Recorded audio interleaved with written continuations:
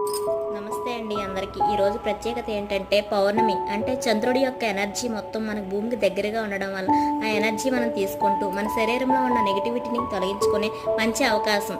అంటే 92 hours 3 days ఈ energy మన భూమి మీద ఉంటుంది. ఆ ఎనర్జీ మనం తీసుకోవడం వల్ల మన శరీరంలో ఉన్న అనేక డిసీజెస్ ప్రాబ్లమ్స్ కూడా మనం తొలగించుకోవడానికి అవుతుంది. ఫస్ట్ ఏం చేయాలంటే మనం భూమికి గ్రౌండింగ్ అవ్వాలి. అంటే భూమాతకి మనం కనెక్ట్ అవ్వాలి.